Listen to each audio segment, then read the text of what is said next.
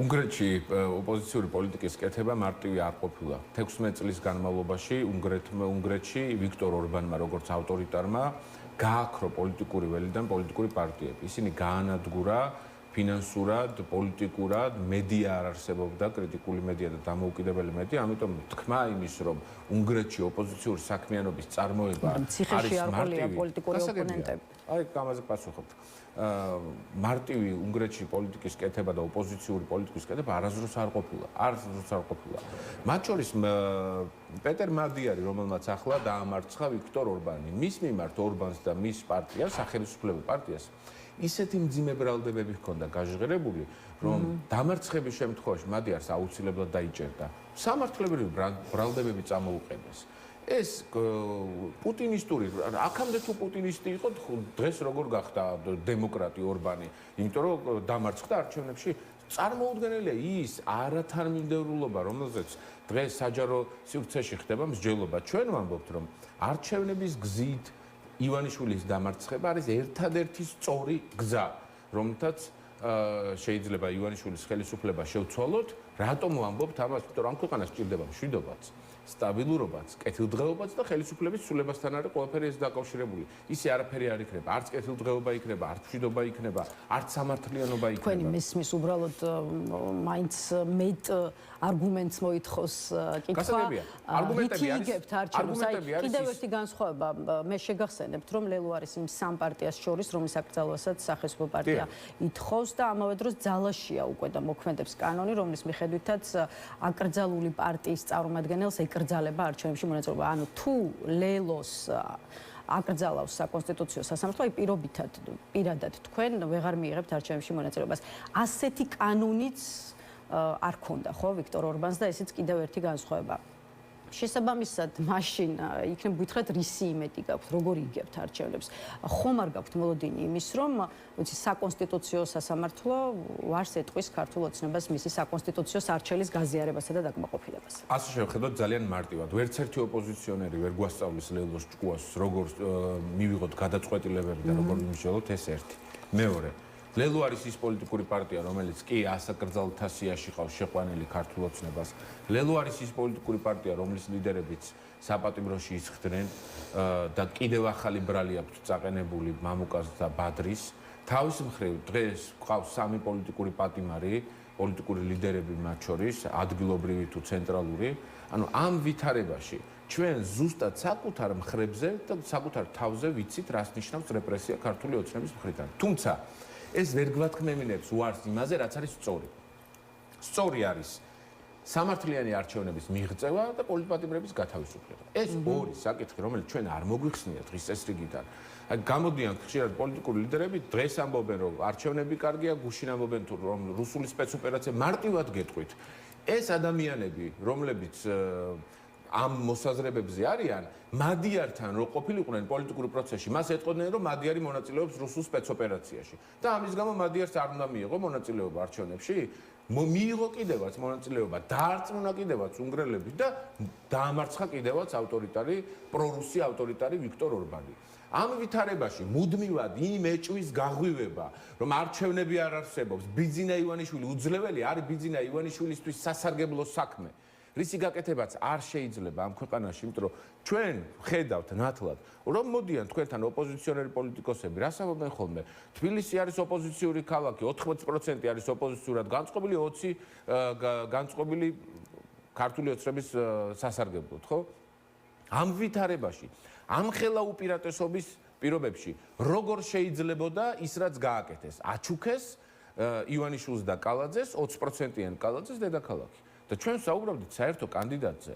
ჩვენ საუბრობდით, რომ არც ჩვენ ნომერი გვაინტერესებდა, არც სახელი გვაინტერესებდა, არაფერი. საერთო კანდიდატზე შევთანხმებული ყავით. სალომე ზურაბიშვილზე ვსაუბრობდით. ჩავლილი ამბავია. არა, როგორ არის ჩავლილი ამბავი? პარალელზე ველაპარაკებით. როგორ? არა, უკაცრავად. თქვენ მესაუბრებით პარალელზე. მომავალში იმისთვის რომ ქართული ოცნება მაგრამ იმისთვის რომ გაიგო რა გაკეთეს მომავალში, უნდა გავიხედოთ გუშინდელ დღესთან და დავინახოთ რა შეცდომები დავუშვით.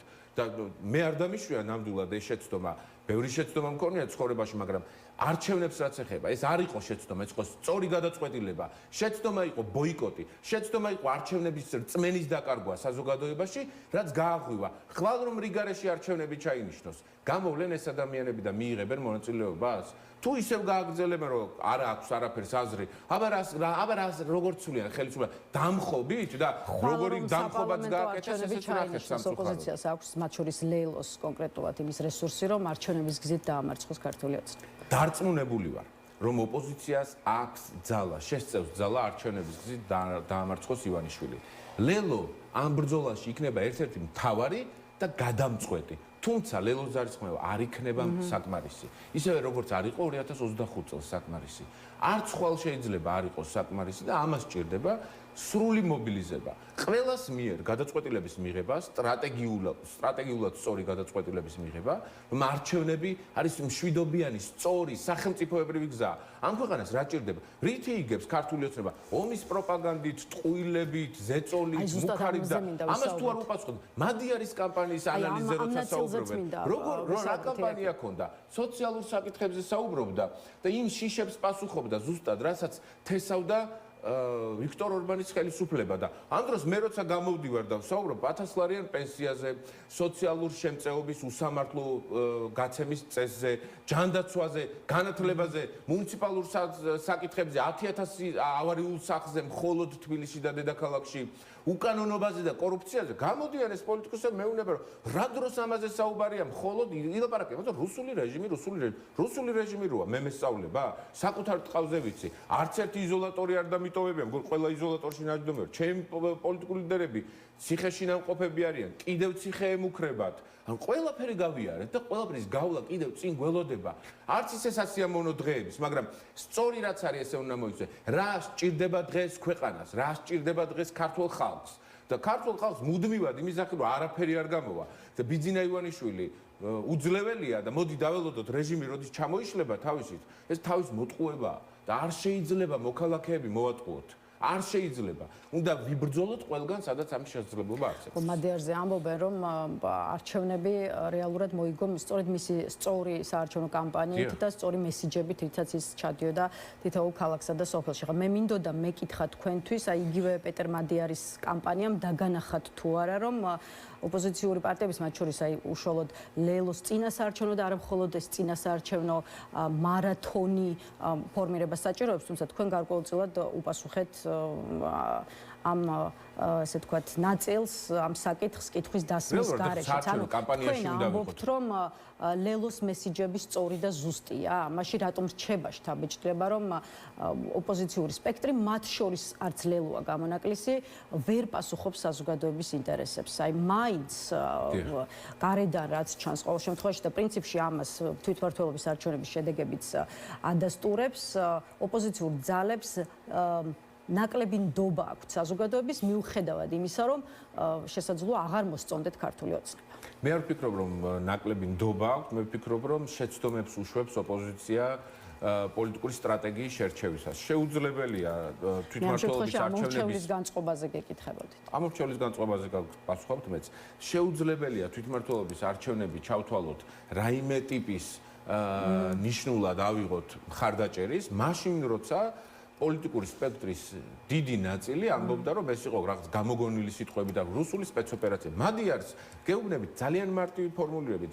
ეს პოლიტიკოსები რომ ყოფილიყვნენ უნგრეთში მადიარს წაუყენებდნენ ბრალს, რომ ის არის მოღალატე, გარიგებაში მყოფი და რუსულ სპეცოპერაციას შევიდა. ამ გამარჯვებულ კაცს, ამჟამად უკვე უნგრეთის პრემიერ-მინისტრს. ერთი თვის წინ ეჯდებოდა გარშემო ალბათ 20 პოლიტიკოსი და ეტყოდა, რომ რუსულ სპეცოპერაციაში რატო ღებულობ მონაწილეობას. ანუ ეს არის მთავარი შეცდომა. და ამ შეცდომაზე თუ გუშინდელ დღეს თუ დიაგნოზს საკუთარ თავს არ დაუსვამ, საკუთარ პოლიტიკურ ორგანიზმს არ დაუსვამ, შეუძლებელია რომ ხვალ უმკურნალო ამ პრობლემას. ამაზე ვსაუბრობ ზუსტად. ქართული ხალხის შეფასება, მე მგონია რომ შეცდომების გამო არის სწორედ მათი ნაკლები აქტიურობა. შეცდომების გამო არის ის, რომ რწმენა არჩევნებთან დაკავშირებით შემცირებულია. ივანიშვილის ბრალია ყველაფერი, რა თქმა უნდა. ყველაფერი არის ივანიშვილის ბრალი. ივანიშვილმა შეარყია, თუმცა ოპოზიციამ ამაში ხელი შეუწყო. ხელი შეუწყო, რომ ჩვენ ერთ დღესაც დავმსხდარიყავით და მსჯელობის საგანი ყოფილიყო, თუნდაც რა აზრი აქვს არჩევნებს. ყოველთვის აქვს არჩევნებს აზრი და გჭირდება ის, რომ დიდი უპირატესობა გქონდეს. დიდი უპირატესობით უნდა გაყალბებასაც თავისი ლიმიტები აქვს. გაყალბების მაჩვენებელს აქვს თავისი 2012 წელს არჩევნები სამართლიანად ჩატარდა?